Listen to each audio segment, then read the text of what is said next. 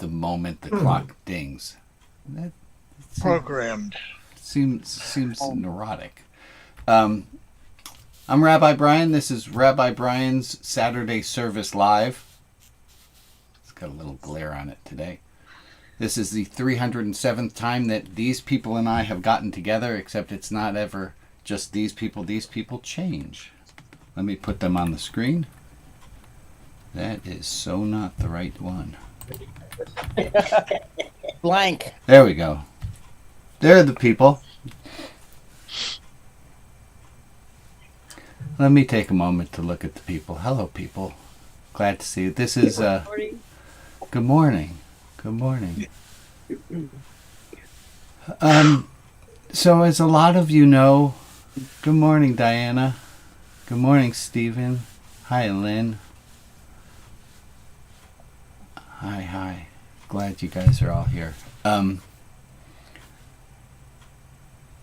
was thinking, I plan these services and I write up notes and I wind up with a stack of notes in front of me, and I thought, I'm not going to do that today. I want to see where this is an experiment, the Saturday service. I want to see what happens if I don't start with the plan that I have, but I do this thing that when I taught high school, I've told this story before, but when I've taught high school, I never knew how long it was going to take to teach absolute values because I never had that group of students before, and they always came in at different levels. And so I adapted and I changed dates of we'd be done with absolute values by this date and we'd be able to do this by this date. I just moved the dates around. It didn't matter when we learned it. It was this that we learned it. And I kind of just got myself, okay. So I got to find out how you all are. I don't have to. We could do this thing where it's like a show that I do and you all just watch passively. That doesn't seem like... there are other places for that. Let me start by taking a breath for me. And remind myself that I'm with friends. I'm with really dear people. Now, of course, this is being broadcast out to the entire internet. And was pointed out to me, I think there's something wrong in my head because I don't really worry that what I say is going to be broadcast to the internet, and it doesn't faze me at all. And someone said, Brian, you're really brave to do that. And I said, I'm not brave. Brave means there's something you're scared of and you do it anyway. And it was pointed out to me that sometimes I asked the group a question and people would share in a small group because that's not being broadcast to everyone, and they don't want to share in a large group it just feels different.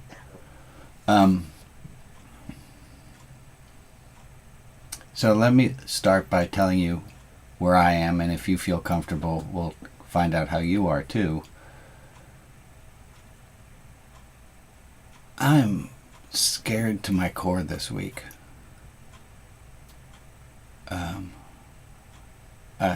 Since we all have been together, Alex Preddy was murdered.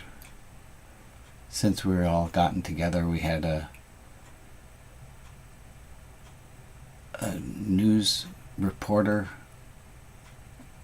Don Lemon, was arrested for reporting the news. Crazy. I'm scared. It's been released. Yeah, he's been released, but what the fuck? Charges are still there. Just intimidation. It's just a little intimidation and being terrorized by my own government. Yeah. I feel, and I don't know how many of you feel the same.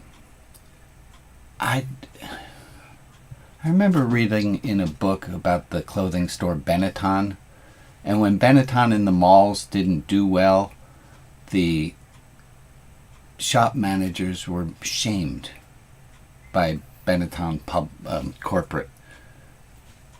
Oh shit, I was going somewhere. No idea. It might come back to me. Here's something I know. When I'm really stressed, I can't go on tangents. No, that's not true. I can go on tangents. I just can't figure out how to...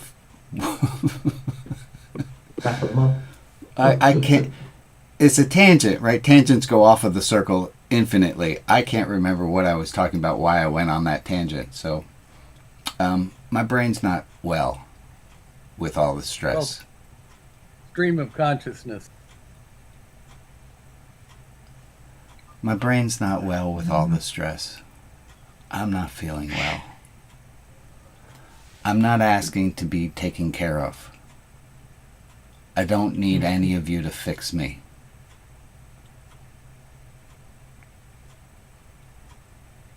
I appreciate the offer for those of you who wanted to. What about support?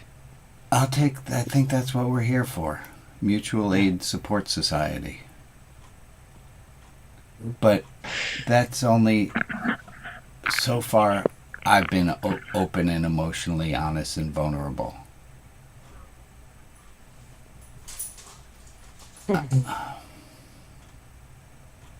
Well, as long as you speak of things of the heart, we'll all be okay.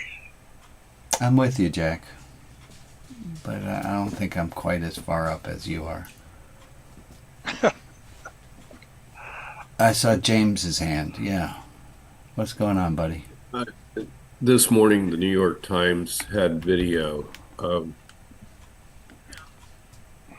the children from Minneapolis reading letters to the little boy who was kidnapped by ICE. And I can't even think of it without choking up. This is the most horrible thing I've seen. And I've seen a lot of horrible shit. Sad. Just sad. Yeah. The thing I'm worrying about is these concentration camps that are being built in the warehouses. You know, it costs money to feed people.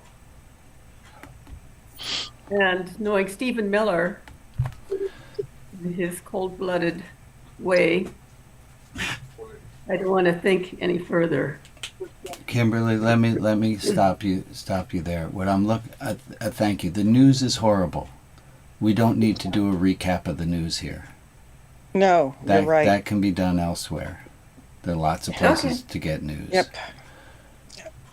But to hear from other people's hearts, go ahead, Diana. And let me also welcome Rachel and friend. Glad you're here. Go ahead, Diana. I think you might have been on mute. Yeah. Well, hello. We've had these themes that we were invited to identify and commit to. And mine was attention. Let me do a timeout in case people don't know. So instead of doing New Year's resolutions. Uh-oh, we got a little echo happening. Instead of doing New Year's resolutions, we decided to, for some of us, to pick a theme. And this is a theme, and this is what I'm going to check in with. This is just to give me kind of a focus or something spiritual to grow on. If you would like to look at the themes that have already been picked, those are showing up in the chat right now, and you can sign up and put your name down that this is my theme. It's just a little way of making it more formalized. That being said, go ahead, Diana. You said you picked a theme. Yes, I picked a theme based on that, which is attention. And I came upon this resolution statement from the wonderful author and pastor Nadia Bolz-Weber. And the last line of it is, we choose attention as an act of love and of resistance. Mm-hmm. And I've been thinking about how Renee Good and Alex Preddy were paying attention because they loved their community. And that took shape as resistance that they paid with their lives for. So I'm just thinking about what I'm paying attention to and committing to paying exquisite attention to what is happening and how to use love to resist it.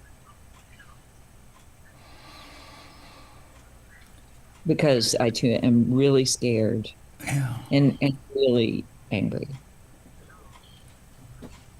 Show of hands, how many people scared and angry?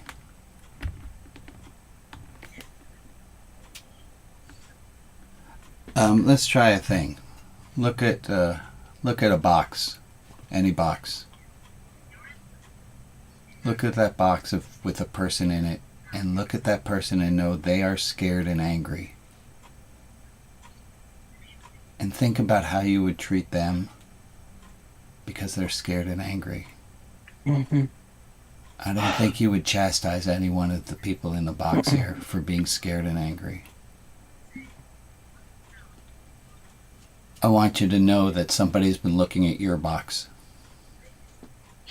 Somebody's been looking at your face right now.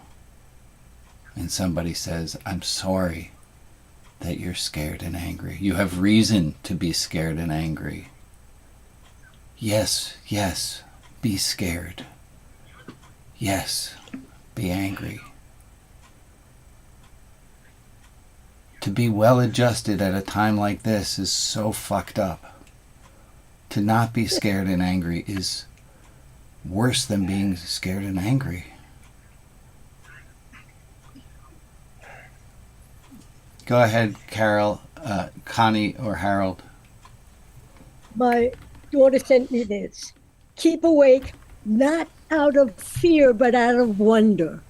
We must accept that the world is beautiful, and nature keeps telling us that it is absolutely irresistible. Mm-hmm. We will endure. I'm going to say both and. Go out of both and. Connie, Harold, and then I got you, Emily. I would like to say that I love this process that we're doing. It really means a lot to me. And for each and every one of you that's up there, I would like to give a huge hug and a kiss, because that's what you do, is human touch. Okay, I have a substitute. It's not a great substitute, but it's what we got. Everyone, take your right hand. Throw it over your left shoulder. Take your left hand. Throw it over your right shoulder.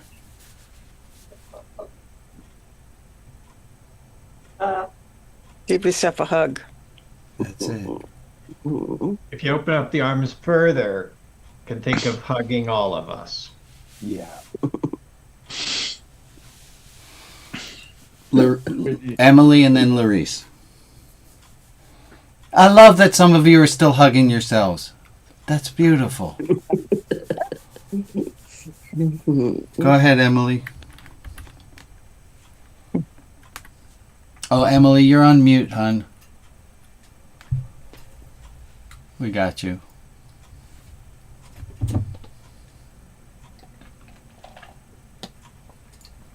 He's muted. Yeah, we know.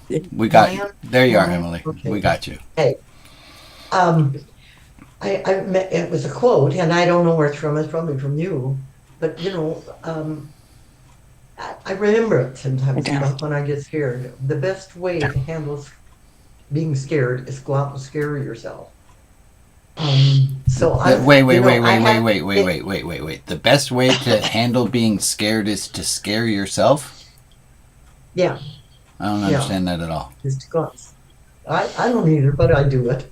You know, when I'm scared, I'll just go out. I'm going to go scare myself today. I'm going to go out again and protest on the corner Okay. in Astoria. And last time we did it, I remember this big, ugly looking pickup kind of a car pulled up fast on the other opposite side of the street, and this guy got out and he started taking pictures. You know, I thought, geez, you know, this is scary. But you know, I'm just gonna wait. I just wait. That's all I did. So that's what I'm gonna do. I'm gonna go out and scare myself. We will go with you. Larice, go ahead. When you were saying something about scared and angry, I'm scared. I'm and angry, but if I allow myself to get into that place, I will go down. Don't do it then. You know, no. So, what happens to me is I'm not oblivious to what's happening, but I'm trying to, deepen my practice so I can handle it or be with it. And I do, I honor and I'm there with people who are scared and angry because it's overwhelming because there's so much out there. Yeah. And we never know from moment to moment what's going to happen. So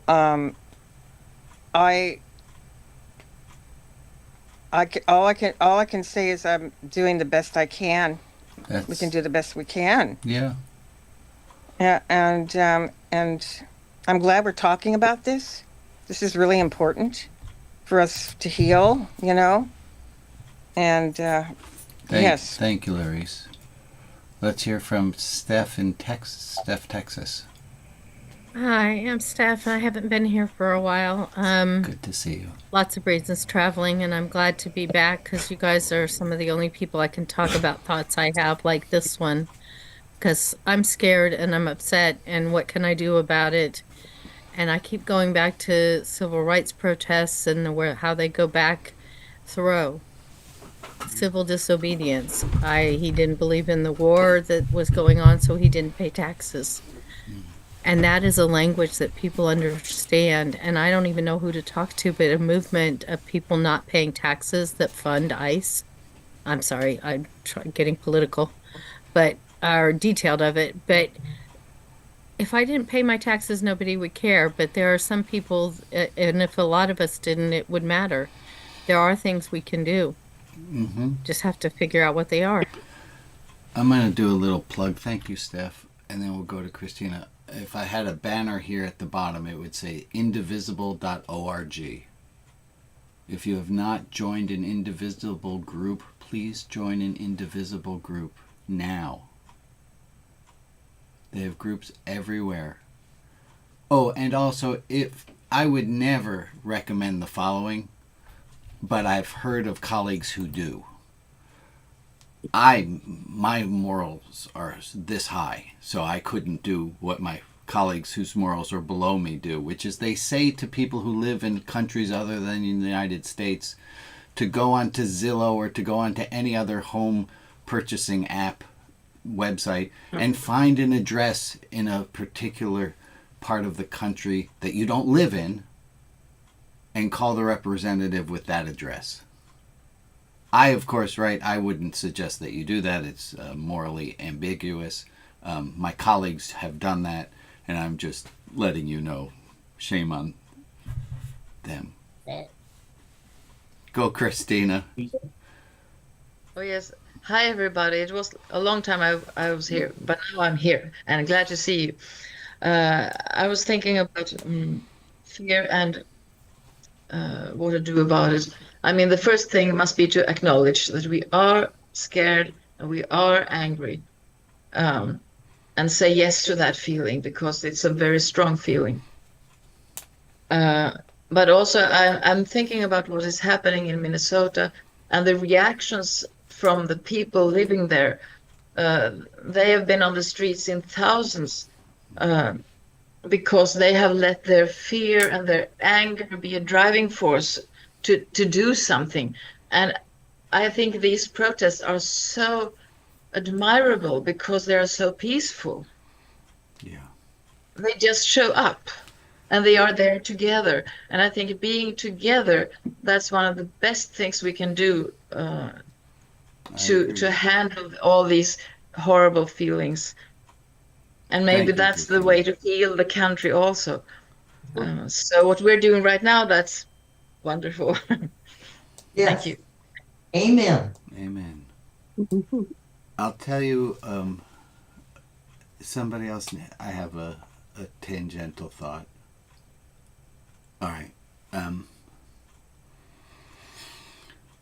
There's a notion in Judaism called Tikkun Olam. Tikkun, Tikkun, Olam, O-L-A-M. And Tikkun Olam, Tikkun means to put something back together. And Olam is the world. And the story goes like this. It's a beautiful story that God, and we're using the word God metaphorically here. Please don't imply, this is not a theology lesson, this is a story. Oh, you see, I went on a tangent there. Nothing. Gone. Help me out. Tikkun Olam. Tikkun story. Olam. Thank you. Tikkun Olam. And the story is that God created the creation and realized that there could not be freedom of will, for God knew and foresaw everything. And so God wanted there to be freedom of will for creation to be able to choose for itself. And so God constricted God's self into God's self. God assumed God's self into itself. I think you need multiple dimensions to make that happen, but God pulled God's self in, allowing for freedom of will outside. And God pulled God's self into these vessels, into these very energetic pots. And the pots could not hold the God. Infinity could not be held into a finite container, and the container explodes, sending shards everywhere in the world. And this idea in Judaism of Tikkun Olam is that we are to pick up the shards and bring them all together and recreate God. Puzzle.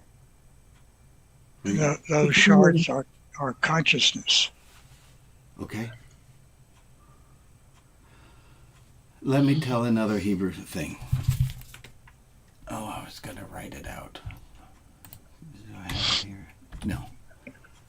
It's Lo Alecha Hamlacha Ligmor. And this is a phrase from Rabbi Tarfon in maybe the year 170. Let me be more specific. It is attributed to Rabbi Tarfon, who probably lived around the year 170. And the phrase is, "You lo alecha hamlacha ligmor." You are not obligated to complete the work. Velo ata ben horin, ben horin, ben horin. That you are not obligated to complete the work, but neither are you free to desist from trying.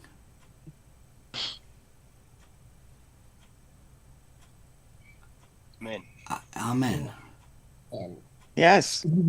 Yeah. I feel, and I wonder how many of you feel this way, I feel like I'm not doing enough. I don't feel like I'm doing enough. How do I know I'm not doing enough? Because the world's fucked up still. And I have this naive thought of a child that if I just did more better, Mom and Dad wouldn't fight. If I just did more better, the world wouldn't be where a group of people demonizes another to the point that they can hurt them.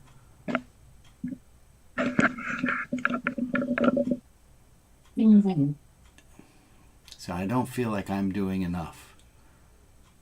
You're And doing so much. I wonder how many of you feel the same way, that No, you're no, no. not doing enough. You could close the door and turn the heat on. I'll make a deal with whoever feels like they're doing too much. I'll realize and acknowledge that I'm doing in exchange for you realizing and forgiving yourself for not doing more. If you think I should forgive myself, then maybe you should forgive yourself too. On the other hand, if you don't think you are doing enough, get on indivisible.org right now. Start doing shit. Christina, your hand's up. Go ahead. Yes, thank you. I feel that I do too little all the time, but then I remind myself that I'm not alone.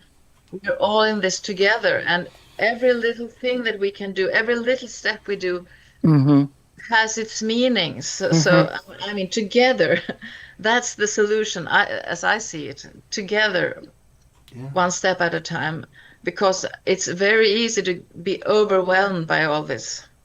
Amen. And we're not supposed to be, I mean, that's a way to make us lose the fight, not fight, the peaceful fight. If we get so tired that we give up, we're not supposed to give up. We're supposed to stand in this together. We will. We do. James, and then I love if there's other voices who don't mind being, who feel that they would like to be brave and share. I'd love to hear other voices as well. James, I lost you on my screen, but I know you're out there. There you are. Here I am, yeah. I have to remind myself that it's okay not to be angry and depressed all the time. And I tell people that I have a friend who stands on his front porch at sundown and plays the French horn. And the beauty in that is worth remembering. Oh. I will tell you that your friend who plays the French horn, a neighbor texted Jane and said, could you please ask Brian to stop playing the French horn and stop playing? Hold your outrage, would you? I appreciate it. I see the outrage on your faces. It warms my heart, but it's all right. So Jane texts back, here's Brian's number. Why don't you text him yourself? Ooh, smack. Jane shows me the exchange, says, this is what happened. Hours go by. I said, give me, and I don't want to use the person's name. Give me their phone number. So Jane gives me the phone number and I respond, oh dear, I never wanted to cause anybody discomfort or pain, and I'm sorry that the tune I have chosen to play, I was playing We Shall Overcome on repeat. I'm sorry that it caused you distress. I won't do it again. She writes back, oh, please play, but just don't play that song every day. It's really triggering. I said, okay. Should I play Ode to Joy? Which I think I thought was sarcastic at the time, but then it seemed like an actually good idea. So, that's the end of that story. And I am not playing outdoors every day now because I don't know a lot of tunes that well. So I'm in the garage practicing. We Shall Overcome is a much better choice. Yeah. It's not if it pisses my neighbors off. Your neighbor needs an attitude adjustment. As a musician, I want to commend you for handling that situation very well. I would have chosen to wave with a lot less fingers.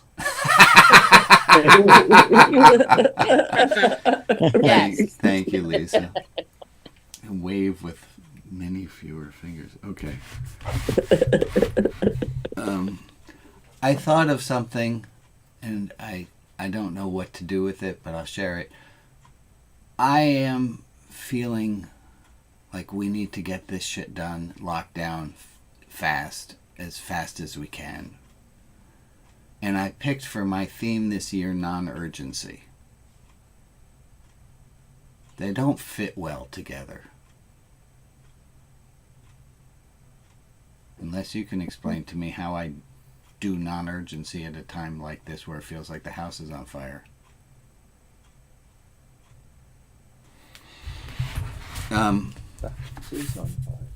There's a wonderful book that tells about how there's a time and a place for everything. Urgency, sometimes there's a time for them.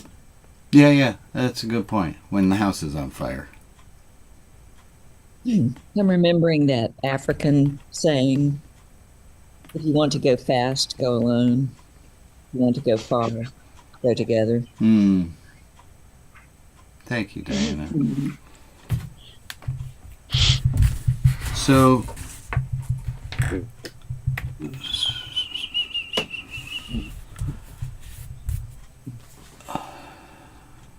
it's good to talk with people, isn't it?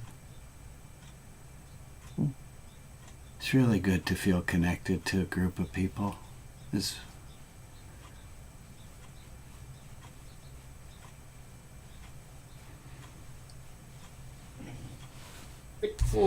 If you're new around these parts, I got you in a second, Ann.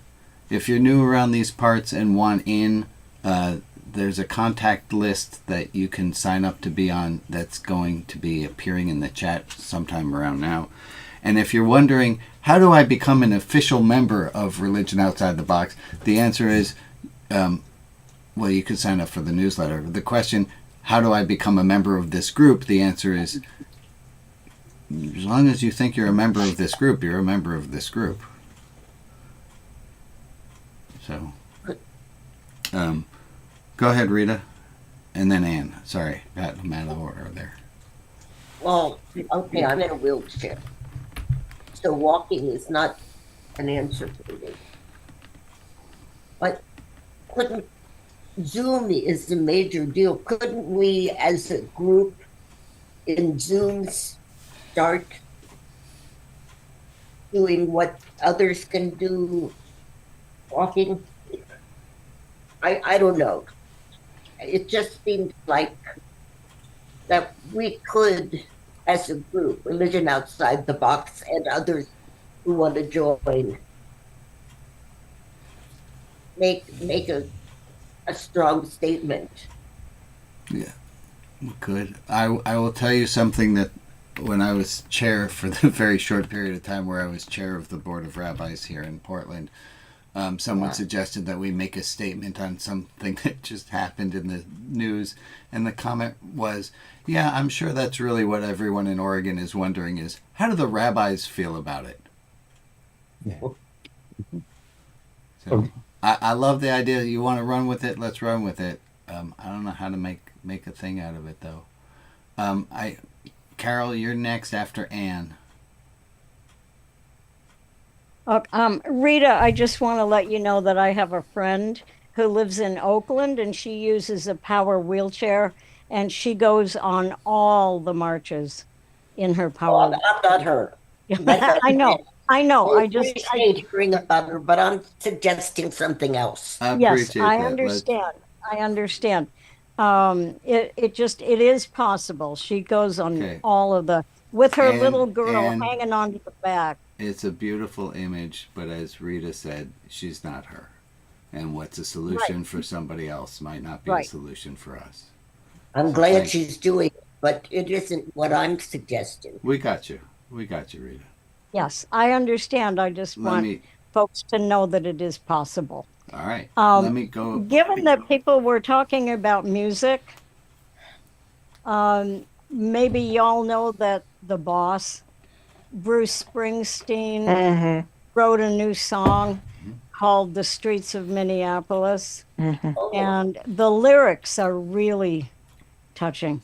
So I recommend that. Everyone should listen. Go ahead, Carol, and then George. And I then... understand. I understand that 200 clergy from very different denominations, Christian, Jewish, Muslim, Sikh, marched on to Congress to say that you're supposed to respect the life of human beings. Yeah. Thank you, Carol. I tried to get in on the Minneapolis thing after my trip to Nashville was canceled, and they said, it was wonderful. They said, we're too full of clergy who want to come here, which was amazing.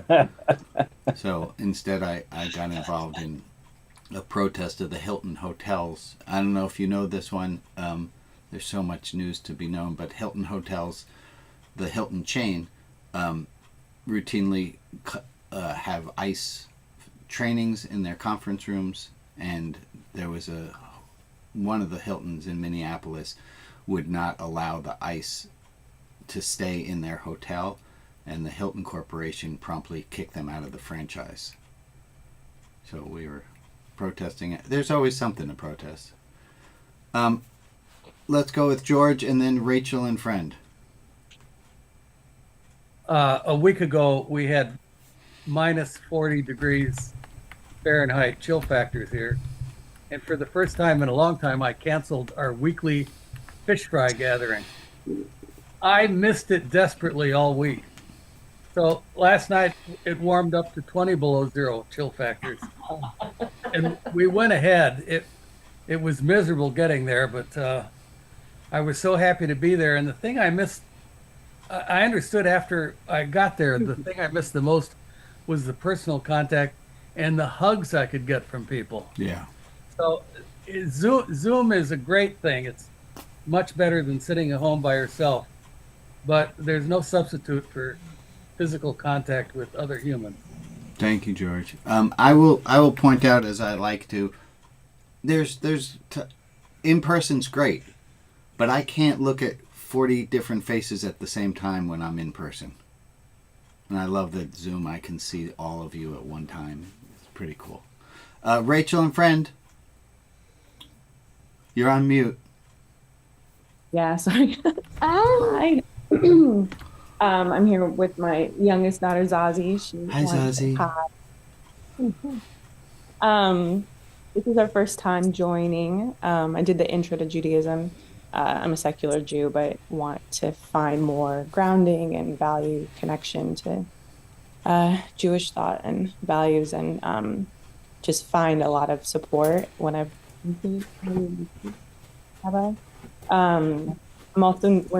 we're also new to Northeast Portland. We come from Oakland. And I'm actually a social worker at the VA.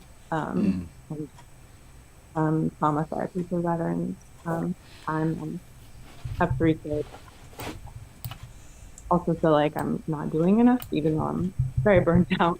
I think the hardest for me is, the Portland schools just are really struggling. Teachers are struggling and wanting them to feel supported and wanting to push in so much to the schools. But the only way that happens really is with parents, people volunteering, and just always wanting to do more, and also knowing I have very limited capacity. Rachel, let me tell you something my friend Larry says. Larry's my best buddy.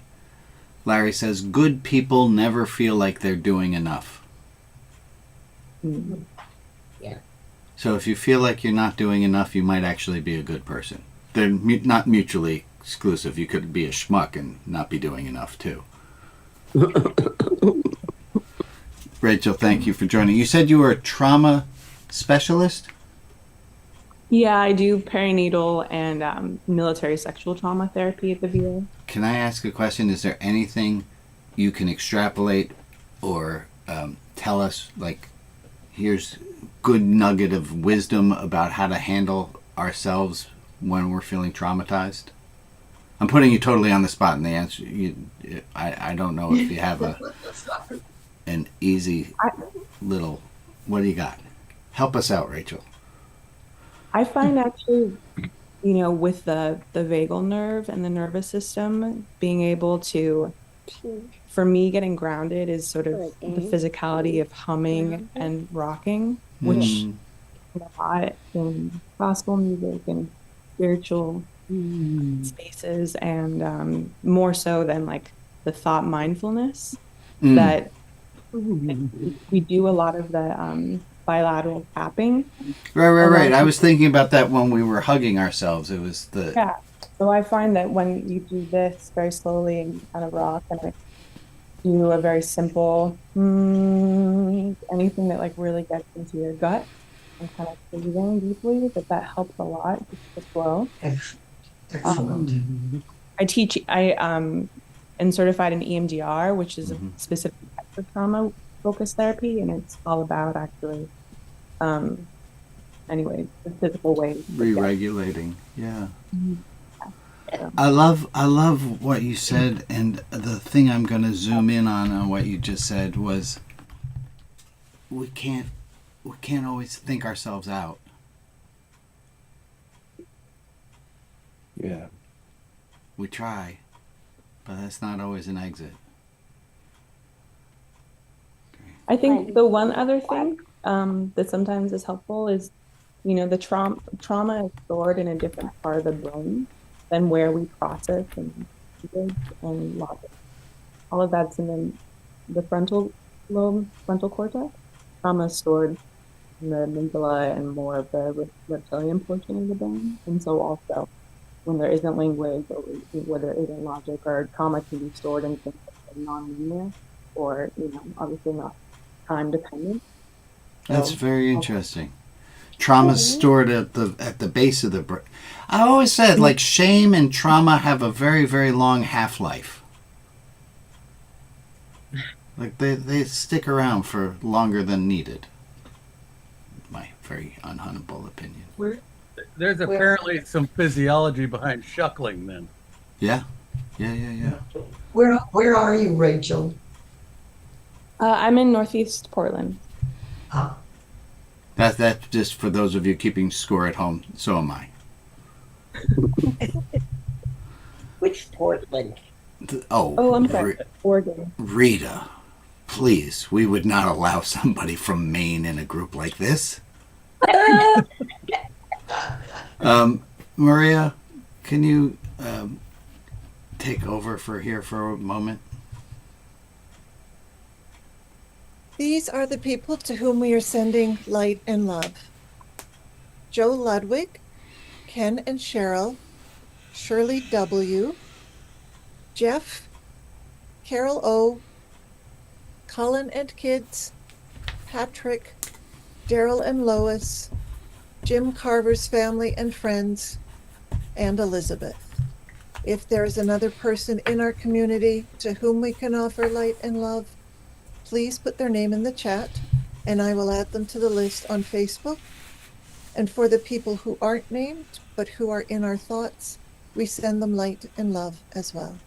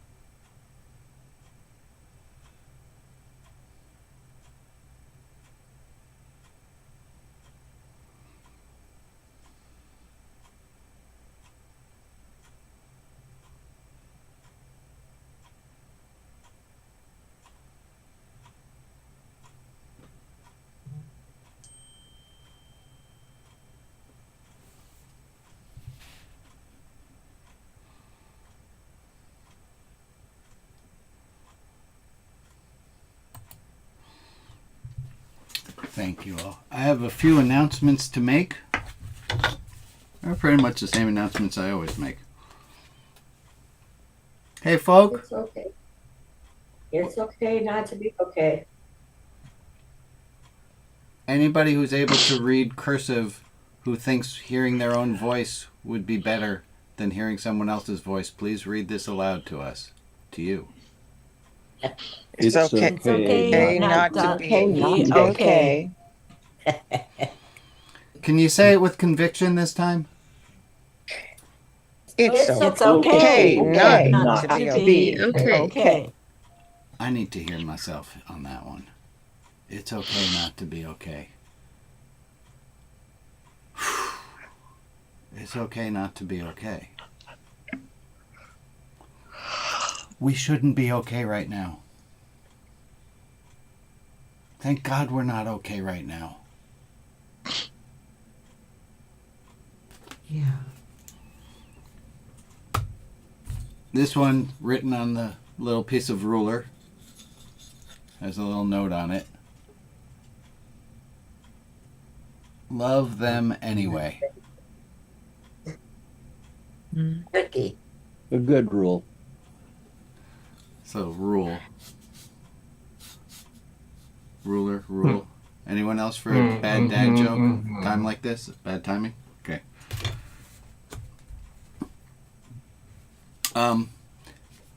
If you have not made a regular monthly contribution to Religion Outside the Box, consider this an invitation. Thank you. There's a quote that I did not tee up. I'm going to look for it. It'll take me a moment.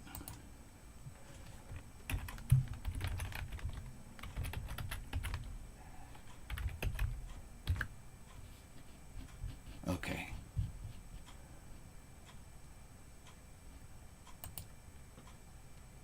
Come on.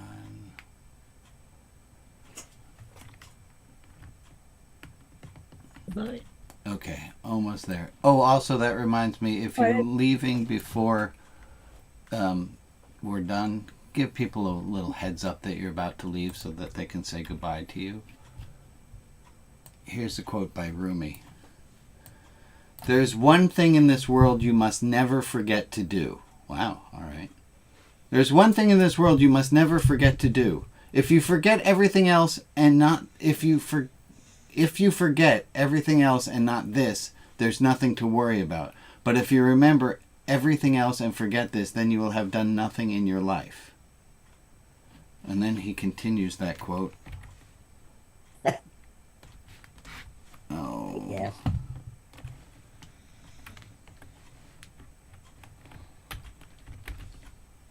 Dramatic pause.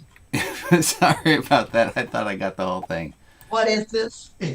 Yeah. So this is good. This gives you a good chance to think about what is the thing as I get the next part of the quote teed up. There's one thing you must never forget to do. If you forget everything else and not this, there's nothing to worry about. But if you remember everything else and forget this, then you will have done nothing with your life. Here's the next part. It's as if a king has sent you to some country to do a task, and you perform 100 other services, but not the one he sent you to do. So, human being come into this world to do a particular work. That work is the purpose, and each specific to the person. If you don't do it, it's as though a priceless Indian sword were used to slice rotten meat. It's a golden bowl being used to cook turnips, when one filling the bowl could buy 100 suitable pots. It's a knife of the finest tempering being nailed to the wall to hang things on. So then what's the one thing? Still doesn't mention. He doesn't tell you what the thing is. It reminds me very much in the movie City Slickers. You remember City Slickers? Mm-hmm. And Jack Palance holds up his finger and he says, there's this one thing you need to know. But he never says what the one thing is. I think it's a stronger poem without saying what that thing is. Carol and then Betsy. This discussion has been very useful, and it's carried more deeply even tomorrow at 4:30 Eastern Time in Shekinah. Christina has been leaving Shekinah group, and she has been allowing us to really go very deeply into these conversations. So I hope that the people who were moved by today's conversation will join Christina and the rest of us tomorrow at Shekinah. So for those of you who don't know, Shekinah is a feminine aspect of the divine, and as we don't talk much about God in this group, a faction of people who want to talk more about God in depth meet in what's called the Shekinah group. That link is, please, can that link show up in the chat so that people can know about it? Yes. It's already there. And Christina, thank you for doing that. Thank you. And if you email me, I will send you the link to the meeting. So it's a very good thing to write an email to me. Thank you. If you put yourself on the contact list page, then you will get Christina's email address there too. Oh, I also, Her email is Christina, in the put your chat. email in It's the a chat. chat. Okay, wonderful, Yes. wonderful, wonderful. There was another hand, one that I hadn't seen that wanted to say something. Betsy, there it was. Yeah, I was just saying that what you're talking about reminded me of a wonderful poem by William Stafford, a Portland, Oregon writer, about there is a thread that you follow, and you must never let go of the thread. And I'm going to find the poem and read it during poetry group. So if anybody is curious, join us in poetry. I'm going to do a thing that I've not done before, and I'm going to say, let's break into. I'm not going to bring us. I got 9 minutes, but you know what? Let's bring that to the small group. So if you're new around here, after in a moment, well, let's say goodbye to the people watching on Facebook. Goodbye, people watching on Facebook. Bye. And you'll